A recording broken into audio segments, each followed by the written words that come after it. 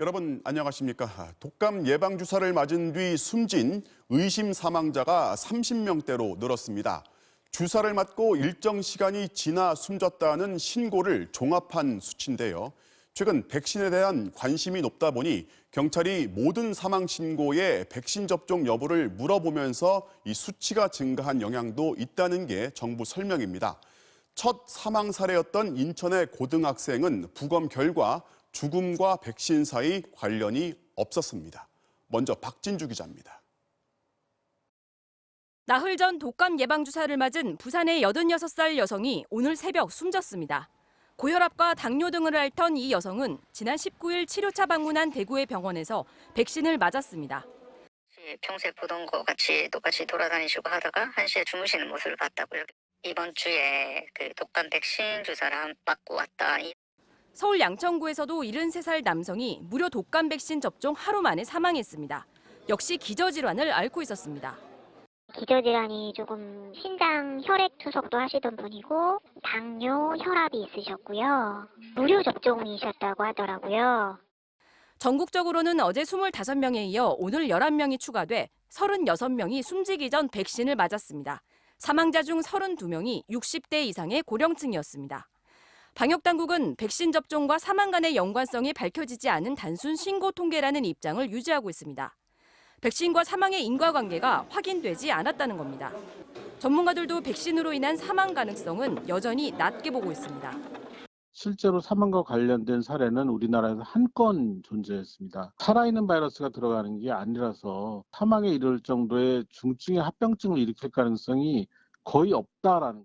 백신 접종 후 사망한 첫 사례인 인천 17살 고등학생도 사망 원인은 백신과 무관한 것으로 확인됐습니다. 백신하고는 전혀 상관없는 사망이다 라고만 말씀드릴 수 있고요.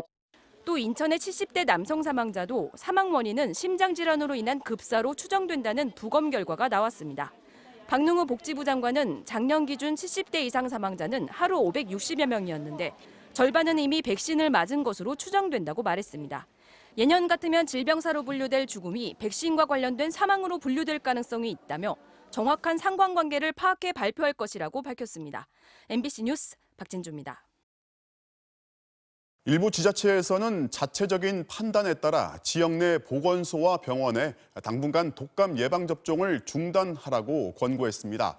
정부에서는 괜찮다 하고 지자체는 멈추라 하고 일선 병원과 환자들의 혼란이 커지고 있습니다. 김하영 기자가 취재했습니다. 오늘 낮 서울 마포구의 한 이비인후과. 독감 백신을 맞으러 오는 발길은 뚝 끊겼습니다. 거의 한 10분의 1 줄다가 오늘 같은 경우는 아직 한 건도 없습니다. 심지어는 예약해놓은 환자도 취소하는 상황입니다. 하지만 예방접종을 중단하지는 않고 있습니다. 반면 관내 보건소로부터 접종 보류를 권고받은 서울 영등포구의 병원들은 접종을 중단한 곳이 많았습니다. 일단 접종을 중지해놨어요. 많이 올라왔죠. 저희 원장님도 겁이 나시는 부분이시잖아요. 환자분 모습을 듣고 하니까. 제주와 대전 등의 70여 개 병원들은 자체적으로 백신 접종을 잠정 중단했습니다. 요즘은 사고가 많아서 저희가 종이 마감했어요. 그래서 접종을 안 해요. 저희 병원은. 경북 포항시와 전라남도 등 일부 지방자치단체들도 관내 병원에 일주일간 접종 연기를 권고하고 나섰습니다. 이 접종에 따른 위험성이 조금이라도 있을지 모르니까 위험 요인이 있다면 우선 당분간은 좀 자제해달라. 일선 의료 현장에 혼란이 잇따르면서 특히 고령층의 고민이 깊어지고 있습니다. 불안해서 못 가요. 정부에서 발표를 딱 해줘야 우리 나이 먹은 사람들은 그걸 이해를 하고 갈 수가 있는데. 이에 대해 질병관리청은 국가 예방접종 사업에 차질이 빚어질 수 있다며 지방자치단체가 보건당국과 협의 없이 단독으로 백신 접종 중단 결정을 해서는 안 된다고 밝혔습니다. MBC 뉴스 김하영입니다. 네, 사실 정부가 오늘 아침부터 긴급하게 전문가 회의를 소집해서 독감 예방접종을 계속할지 아니면 문제가 된 백신의 접종을 중단시킬지를 두고 지금 이 시간까지 격론을 벌였습니다. 조금 전에 결론이 나왔다는 소식이 들어와 있는데요. 보건복지부 담당하는 박선아 기자 연결해서 자세한 소식 들어보겠습니다. 자, 박 기자. 네. 원래는 7시 정도면은 정부가 회의 결과를 정리를 해서 입장을 내놓을 거라고 했는데 결정이 조금 전 나왔습니까? 어떻습니까? 네, 정부가 오늘 오전 외부 전문가들이 참여하는 예방접종 피해조사반 회의를 연 데 이어서 오후엔 예방접종 전문위원회 회의를 비공개로 열었는데요. 의사협회에 이어서 자체적으로 백신 접종 유보를 결정하는 지자체들이 늘면서 고민이 깊어져 전문가들의 자문을 구한 겁니다. 당초 6시에 끝날 예정이었지만 이 회의가 끝나지 않아서 격론이 벌어지고 있다 이런 얘기도 나왔는데요. 조금 전에 결과가 나왔습니다.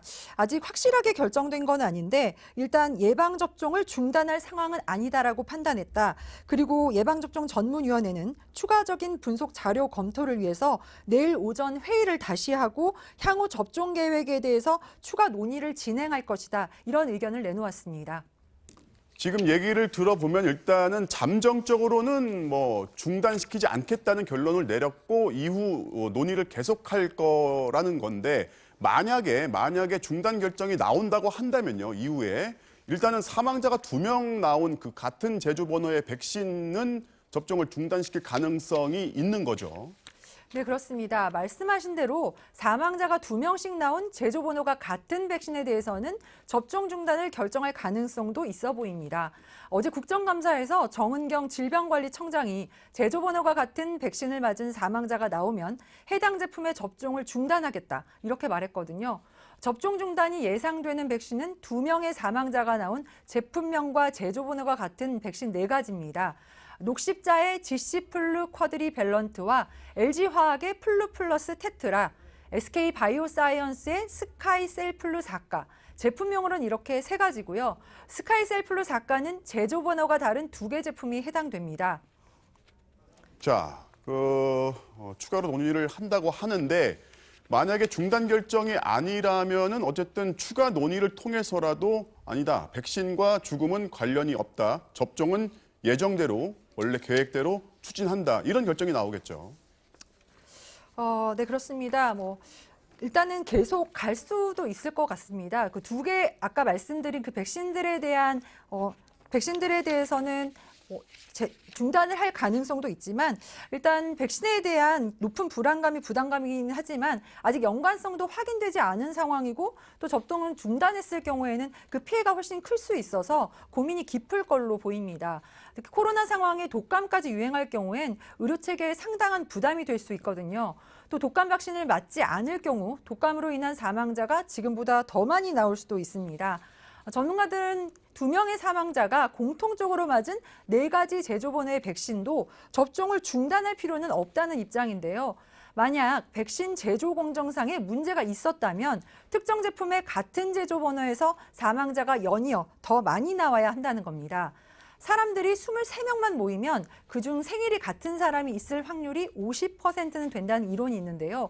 독감 백신의 제조 번호가 202개로 추정되는 만큼 같은 제조 번호의 백신을 맞은 2명의 사망자가 나오는 건 이런 확률상으로도 가능하다고 설명했습니다. 하지만 정부가 어떤 결정을 내리는지 내일까지는 더 지켜봐야겠습니다.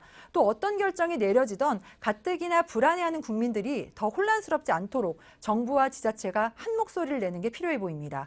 지금까지 보도국에서 MBC 뉴스 박선아입니다. 윤석열 검찰총장의 국감 발언이 정치권과 법조계를 흔들고 있습니다.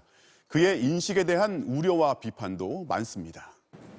검찰총장은 법무부 장관의 부하가 아닙니다.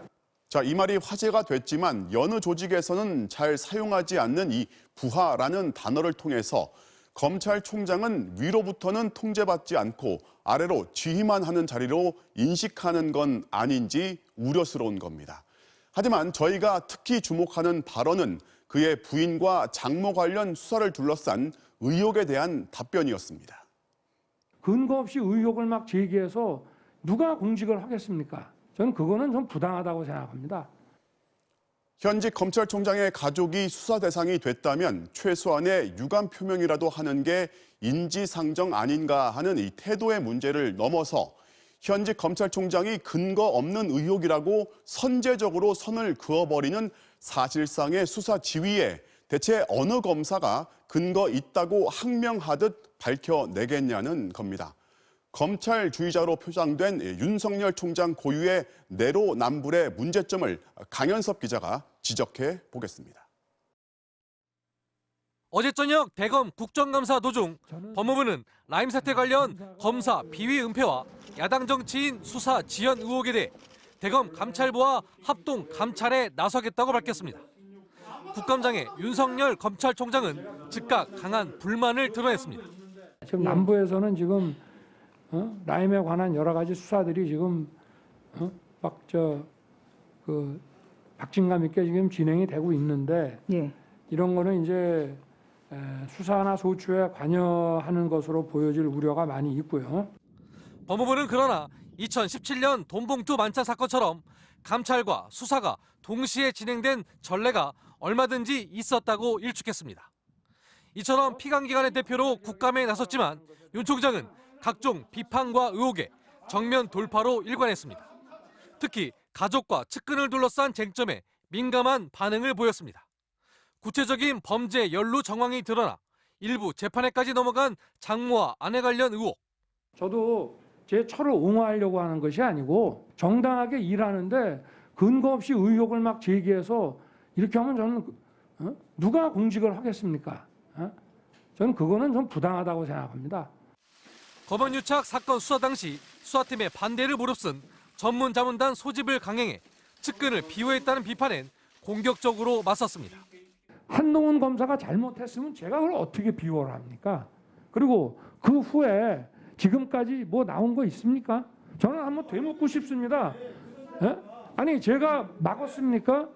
검찰 수사를 받는 언론사의 사주들과 만난 게 부적절하지 않냐는 지적도 윤 총장은 대수롭지 않게 넘겼습니다. 서울중앙지검장이 이렇게 언론 사주들, 조선일보 사주도 만났다는 보도가 있는데 이렇게 언론 사주들 만나는 것이 관행입니까? 과거에는 많이 만난 거로 저는 알고 있고요. 저는 오히려 높은 사람들 잘 안 만났고 많은 검사들이 사건의 이해관계자들과 만났다는 이유로 징계를 받았습니다. 근데 총장님은 내가 만났는데 그건 그 사람의 입장이기 때문에 난 공개 안 한다. 그냥 그렇게 넘어갈 문제일까요? 아니 그 당시에 뭐 관련 사건이 있고 지금 거론되는 분이 사건 관계자라는 뭐가 있습니까? 빈말 사과라도 받아보겠다는 시도가 오히려 안쓰러워 보입니다. 죄송스럽게 됐습니다. 유감입니다. 이렇게 답변하는 것이 검찰총장의 태도라고 생각하는데 동의하십니까? 부동의하십니까? 그렇게 오래 생각할 일입니까? 왜 웃습니까? 아니 잠깐만요. 네. MBC 뉴스 강연섭입니다. 새벽 1시까지 이어진 국정감사가 거의 끝날 즈음 윤석열 총장이 퇴임 이후 행보를 두고 묘한 말을 던졌습니다. 국민을 위해 어떻게 봉사할지 천천히 생각해 보겠다. 이 말을 두고 그가 정치권에 진출할 거라는 해석이 파다합니다. 김재경 기자가 보도합니다. 1년 전 인사청문회에선 정치의 소질도 없고 정치할 생각도 없다며 강하게 선을 그었던 윤석열 검찰총장. 출마를 하라는 얘기를 간곡하게 했는데 저는 이제 그걸 거절을 했고 이번 국정감사에선 미묘하게 달라졌습니다. 향후 거취에 대한 언급은 적절치 않다면서도 다만이라며 이런 말을 덧붙인 겁니다. 다만 퇴임하고 나면 우리 사회와 국민들을 위해서 어떻게 봉사할지 그런 방법은 좀 천천히 퇴임하고 나서 한번 생각해 보겠습니다. 정계 진출 가능성을 열어둔 발언으로 보입니다. 윤 총장이 이른바 검찰 정치를 해왔다고 평가하는 여당은 사실상의 정치 참여 선언으로 해석하며 냉소 섞인 견제구를 던졌습니다. 정치를 할 수도 있다는 얘기를 들리는데요. 쭉 얘기 들어보면 우리 총장님이 저 국민의당 의원님들하고 되게 호흡이 잘 맞으세요. 실제로 윤 총장은 어제 국정감사 도중 야당 정치인 관련 부분을 언급하면서 제 식구라는 표현을 써 은연중에 속내를 드러냈다는 해석이 나왔습니다. 야당 정치인 관련 부분에 대해서는 제가 검사장 직보를 받고 제 식구 감싸기라는 그 욕을 먹지 않도록 철저히 하라 하고 국민의힘은 윤 총장의 뉘앙스 변화에 주목하면서도 겉으로는 신중한 반응을 보였습니다. 그분들의 순수성이나 이런 것을 왜곡하는 결과를 가지고 오기 때문에 아예 그런 질문을 안 하는 게 좋다고 생각합니다. 아직 변변한 대권 주자가 나오지 않은 상황에서 윤 총장의 잠재력을 주목하지 않을 수 없지만 국정농단 사건 등 적폐청산 수사를 주도한 인물이라는 게 딜레마입니다. 실제로 야권 인사인 홍준표 의원은 우리를 그렇게 못살게 굴던 사람을 우파 대선 후보로 운운하는 건 아무 배알도 없는 막장 코미디라고 말하기도 했습니다. 오늘 대검찰청 앞길에는 윤 총장을 2년 뒤 청와대로 보내자며 보수단체들이 보낸 같은 모양의 화환 수백 개가 대거 몰렸습니다. MBC 뉴스 김재경입니다.